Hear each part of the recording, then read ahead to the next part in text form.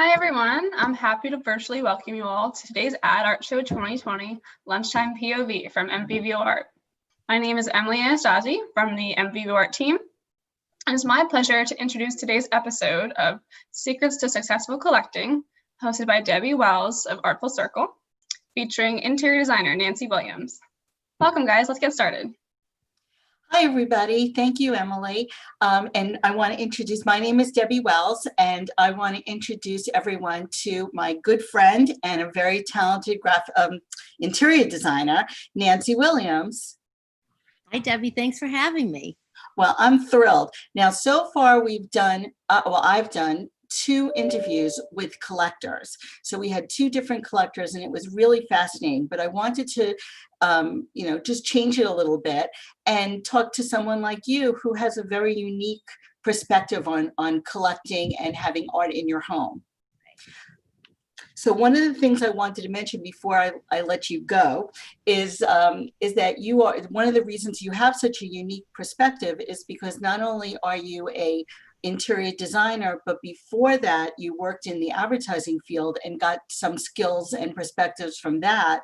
And also you come with us on some of our Artful Circle tours and have researched a lot of art on your own also. So I think you're the trifecta of knowing all these wonderful things about why people enjoy art, why they put it in their home, and how they do it.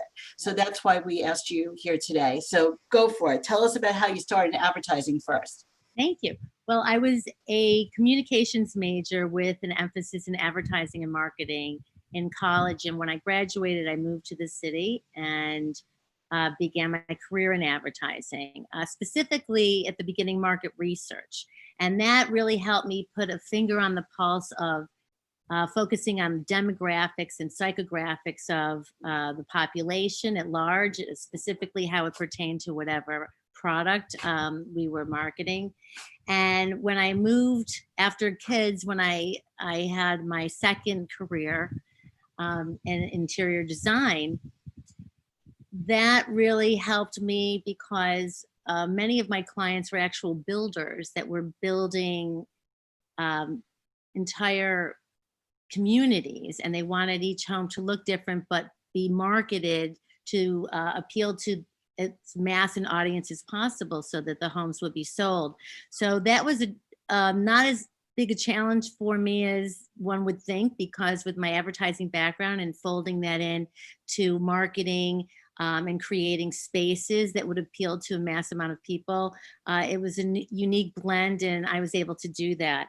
And then lastly, my interest in fine arts, like you said, was a unique amalgamation for me to have both the marketing research, the advertising, and fine art interests allow me to, for my clients for the most part, whether they be serious art collectors and already have an established collection, or that another type of client might be clients that have some pieces but they want to round out their art collection, or people that have a definite interest in fine art but don't know where to begin. I can help each one of those subsets and clients deftly.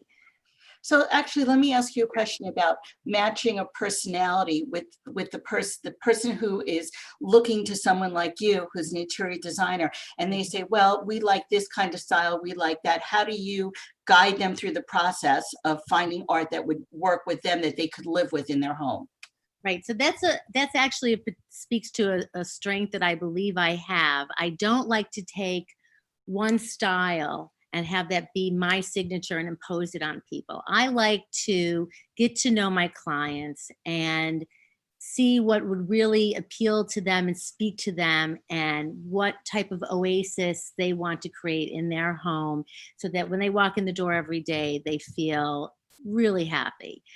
So that can run the gamut from country French or mid-century or ultra contemporary. And once we establish what speaks to them, the the fine art can be an extension of their interior, or the fine art can be a jumping off point to which we can create interiors to highlight that.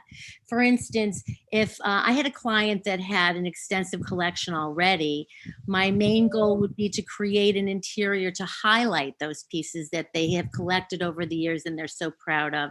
They might have pieces tucked away because they don't believe that they have enough space to show them all. But, you know, I have that eye that can help them highlight all of them and then some. And then I have, like I was saying, if someone has part of a collection but doesn't feel whole, if they have just oils or just sculptures, I can help them round out their collections by not only highlighting a three-dimensional piece or a large piece of art, which I tend to love large pieces. I think for a dramatic effect, Make a statement. make a statement and create a vibe for the whole room. And then lastly, when there's someone that has an interest in art but is overwhelmed by the possibilities, because now really is a wonderful time to have an interest in art, because just like Maria is providing for the interested collector, it is an entree into a whole world which, unless you lived in New York or Paris and such, you would not have the exposure to the amount of art you can now as someone with a computer and an interest. And so that can be overwhelming for a lot of people. There's almost too much to look at.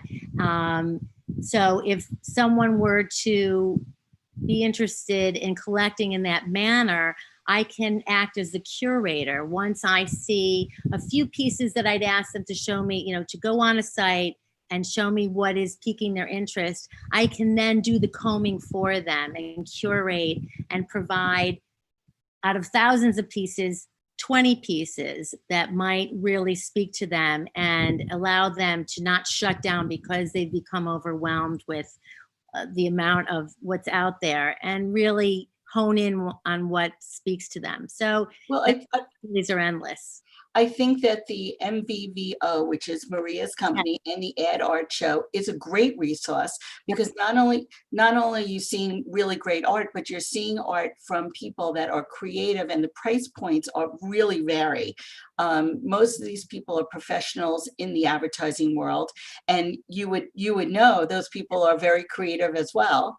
Yes, I actually own a few pieces myself. My husband, when he started in advertising, because he is in advertising as well, he was a copywriter, and he was paired with an art director who eventually went on to leave advertising and become a professional artist, because he Is really, what all these people are aiming for. Yes. exactly. And so it's definitely a common occurrence, and I hope that everybody involved on Maria's site can experience that same success.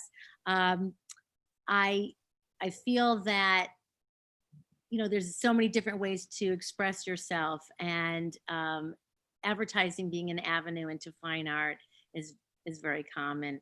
And I wish And them, if I remember this, your story is that you had those two pieces, yes, and tell the audience how you use that to decorate yes. once you moved in. So right, so my husband owned these two original oils by his art director friend. He bought them to support him at his first show before he became famous, so to speak. And when my husband first moved to New York City, he had these two phenomenal paintings, and then just a lot of black furniture that he purchased in haste out of necessity. And so with my encouragement, in encouraging him to switch out that furniture, we used those two large oils as a jumping off point. That was the palette that we used. They were scenes of like flowing creeks, and so it was dewy and mossy with greens and gray blues and moody sky. So we used that as his palette, sand and gray blue and moss, for the rest of his space, as we slowly switched out all of the black furniture. And so we achieved really was a wonderful success story, because, and it was all due to those two paintings that spoke to him, and then the palette followed, and his furnishings followed, and the result was really beautiful. So now, what do you think of someone choosing art for themselves versus the market value? Should you buy what you love and what you want to live with? What do you recommend to people? I really recommend that you choose to surround yourself with beauty. And beautiful is a relative term. It is something else to each person. Mhm. So, because art is really so personal. So sometimes, people find that it's unusual that someone would ask someone else to help them select art because it is so personal. But your interiors are so personal. Your homes are so personal, and they should be a representation of you as a person. And I feel that, and that is why I never impose just one look on all of my clients that I've come up with and just put a stamp on it. It's more interesting for me to create all different interiors, and it's interesting for me to get to know my clients and really have their interiors be a reflection of them. And so art is an extension of that, or it can be the jumping off point to that. So I can come at it from either way. I can either meet a person who has an extensive collection and then create their interiors that are an extension of that and highlight their pieces, or vice versa. We can select some art that really excites them and then have the interiors follow that and exude the same feeling and palette and so forth. So So even when you're trying to match the person's life to the art and help them find their way to express themselves, do you still keep up with trends in the interior design and in fine art? Like how are you doing that? How do you keep up? So that's always it's ever changing. What's fresh and new and exciting, like this show that's going on that Maria is producing.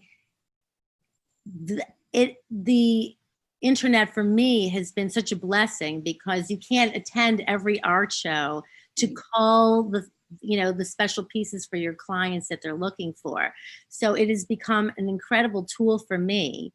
And I feel that I would encourage my clients to peruse all the different sites and all the shows via the internet to become accustomed to looking at art that way, because they can't look at it in person, and caution them that they do have to keep,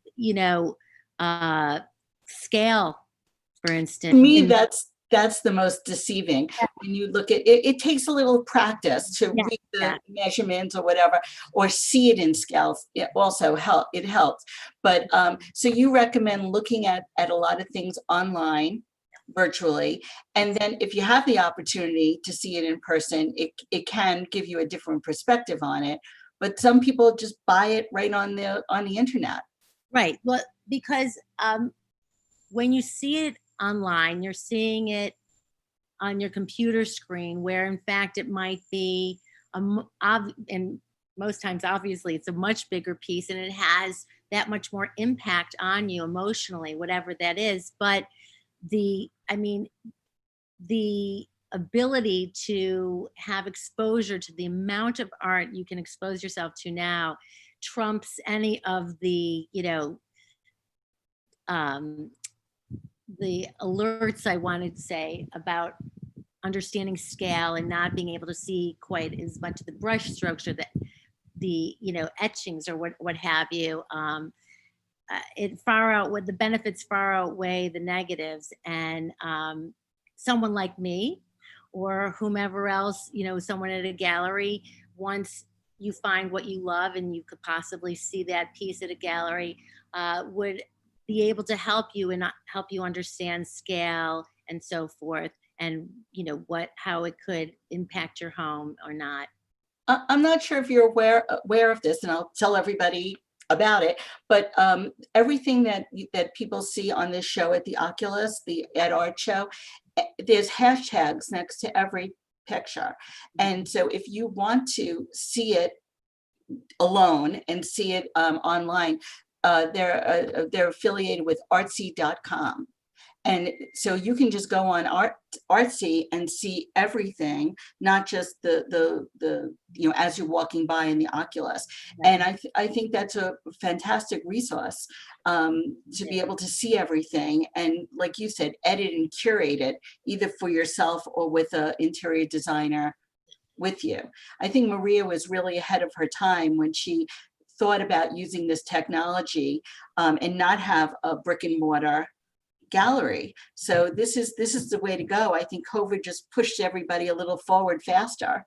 Yes, this is really, this as a resource was just very serendipitous that this occurred like it did, because it will definitely be a resource that I tap into moving forward, and that I would encourage anyone interested in art. And like you said, budgets vary wildly, and it's wonderful to know that, because a lot of people stop short of collecting because they don't believe that they have the budget for it, but they don't realize, and what Artsy and obviously Maria has supplied will make them realize, hey, I can do this. And just as I can acquire furniture and furnishings, I can acquire artwork as well, and original pieces. It's really exciting.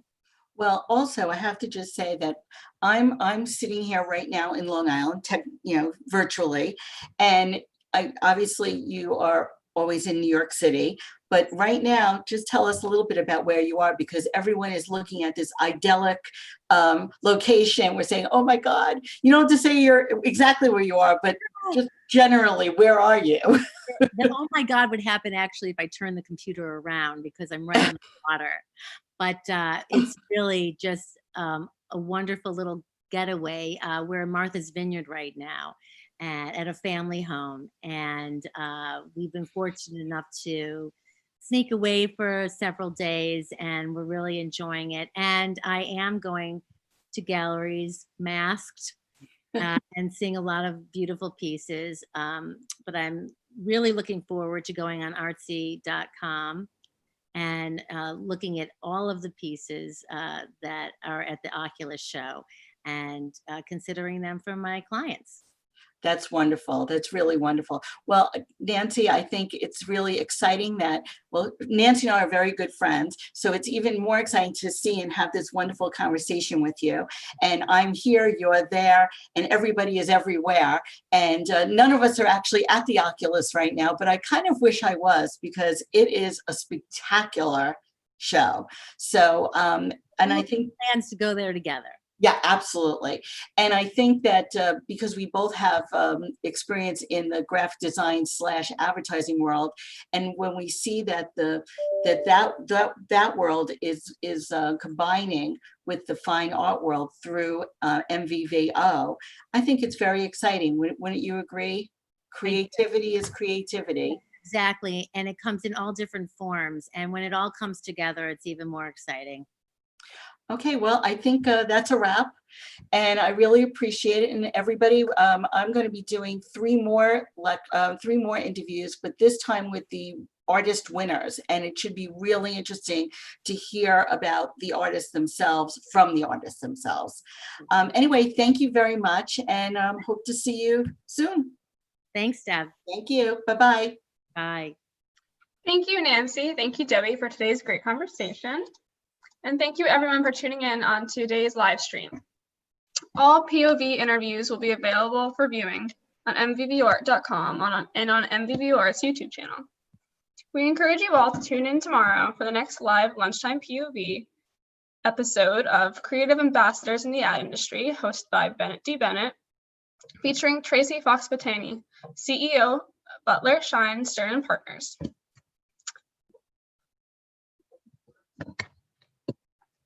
We encourage you all to go to our website and purchase a branded t-shirt to support our fundraiser for City Harvest during Hunger Action Month. We also encourage everyone to visit the Oculus at the West World Trade Center and see the Ad Art Show 2020 come to life on the screens. While you're there, make sure to go to Eataly for a free coffee and dessert. Thank you all, and we'll see you tomorrow.